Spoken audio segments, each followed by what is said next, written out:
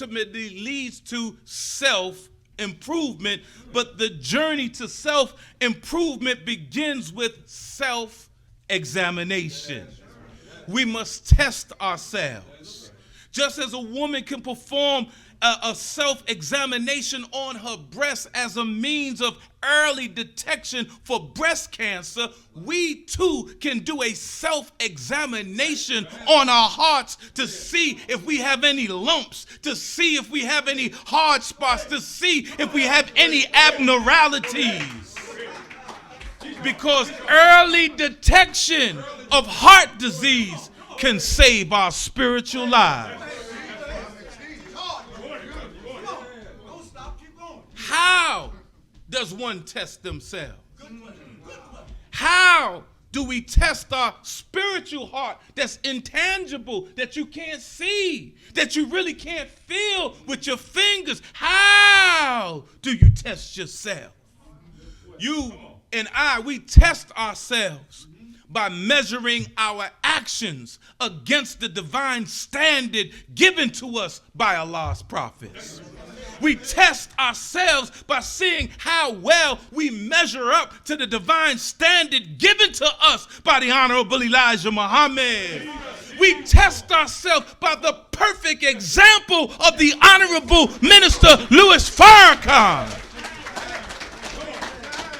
All praise is due to Allah. So that means, brothers and sisters, one must be intentional. One must be self-aware. One must be in the moment in order to be able to detect their heart disease in real time. For instance, if you are mean-spirited, unsympathetic, if you love arguing, love holding on to grudges, if you are unwilling to forgive, unwilling to atone, unwilling to make amends, unwilling to apologize when you know you dead wrong, I'm sorry to tell you, you got some spots in your heart, and it needs to be circumcised. If you have a foul mouth, it is because you have foulness in your heart. See, you got to be self-aware in real time. Tell the truth and shame the devil. If you like telling people off, cursing people out, saying exactly how you feel without filter, without restraint, if you love intimidating people, if you love walking around with a scowl on your face, you know what a scowl is? It's the face when you taste a fresh lemon. But I'm talking about the person that walk like that for no reason.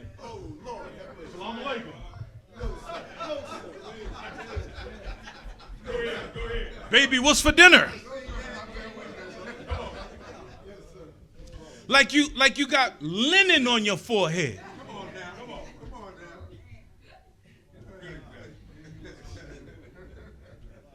If that's your disposition, probably got some spots in your house, in your heart. Because it feels good to smile. It takes effort and intent to frown. Is that right or wrong? All praise is due to Allah.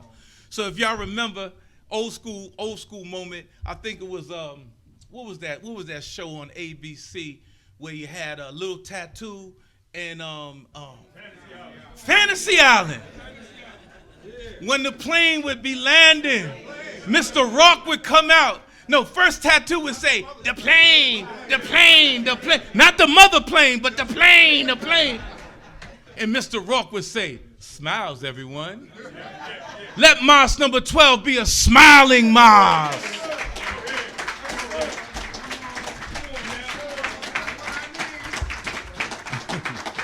That's right. You got a beautiful smile, brother. Y'all all right? I know I asked for 20 and I took 10, but I might need an additional 5.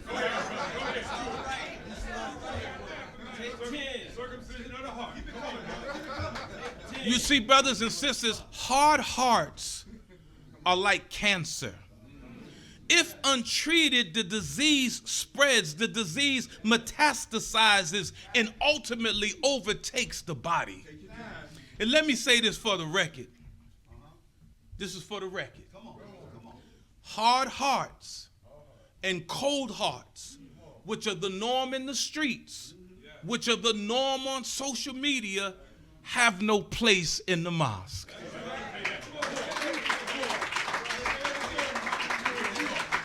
Permission to say that again.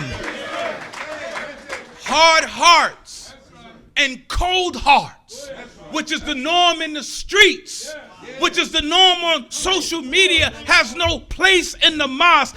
It has no place in the home. I'd be damned if I come home after a hard days of work, battling the elements, that I come home and my wife is mean mugging me. My children is mean mugging me. That's not heaven. Heaven is when I step through the door and my wife say, Hercules, Hercules, Hercules.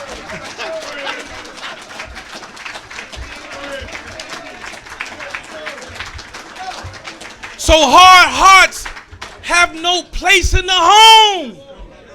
So to my married couples, you got to be self-aware. You got to do a self-examination and even examine your marriage and use the intent that you go out into the community to try to resurrect the dead black man and the dead black woman and resurrect your marriage.